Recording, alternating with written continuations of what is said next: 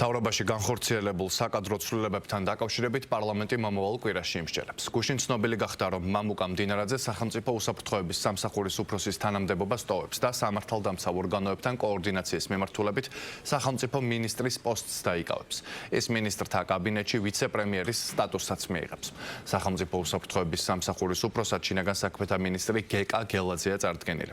აჭარის მთავრობის თავმჯდომარე სულხან თამაზაშვილი კი შინაგან საქმეთა მინისტრის პოსტს დაიკავებს. აღნიშნულთან დაკავშირებით პარლამენტი საკანონმდებლო ცვლილებებს მომავალ კვირაში დაამტკიცებს. შეიძლება დავიჯეროთ, რომ მდინარაძე დააკლათ როგორც სპიკერად, იმიტომ რომ მართლაც ძალიან მძიმე მდგომარეობაში არიან პოლიტიკური სპიკერები ფაქტობრივად არ ყავთ და ლამის ყველა დებატზე პრემიერ-მინისტრი დადის უშუალოდ. მაგრამ ის რომ ერთი და იგივე ხალხი ტრიალებს სხვადასხვა თანამდებობაზე, საბოლოო ჯამში მიუთითებს იმაზე, რომ ხალხი არ ყავს ქართულ ოცნებას და ამიტომ ეხლა რაში და მოტივები იყო მისად გამოყვანეს, ამის გამოცნობა რთულია.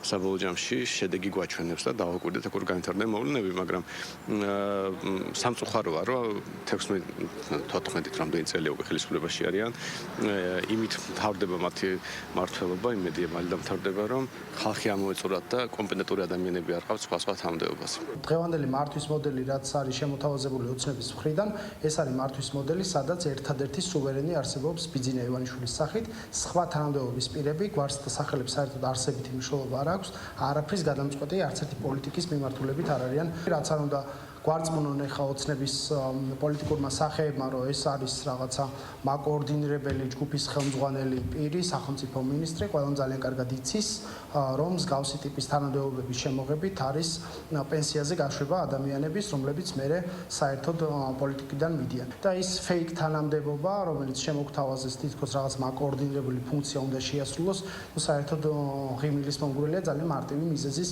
გამო. არ მგონია ეხა სულხან თამაზაშვილს და გეკა გელაძეს შუაში ფოსტალიონი ჭირდებოდეთ ერთმანეთთან ურთიერთობის თვალსაზრისით. ივანიშვილმა პროტოკოცებისგან ამოიღო ფული, ამოღების სამსახურის უფროსი კი მოისროლა. მამუკა მდინარაძე მოისროლა ივანიშვილმა და თავისი ხელით ჩაწერა მომავალ დასაჭერთა სიაში. კარტელურ გარიგებებთან დაიწყო მდინარაძემ ბრძოლა. რატომ გაეზარდა ქართულ ხალხს პროდუქციაზე ფასები? რატომ არის გაჭირვება ქვეყანაში? ხომ არ დგას ამ ყველაფრის უკან ქართული ოცნების ჯიბე? კი, ნამდვილად ასეა.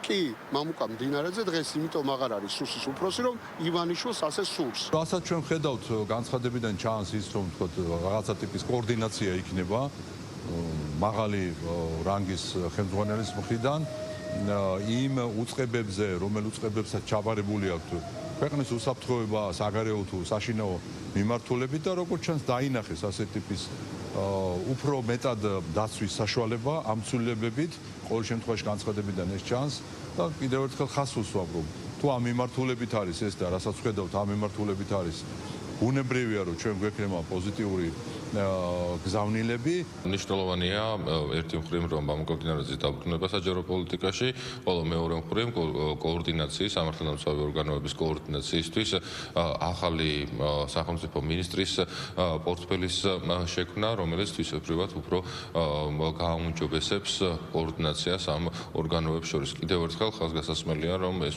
კოორდინაცია უმნიშვნელოვანესია, როდესაც ასეთი გეოპოლიტიკური ძვრები ხორციელდება და ასეთი გამოწვევები დგას ჩვენი ქვეყნის წინაშე. ნაციონალურ მოძრაობას, რა თქმა უნდა,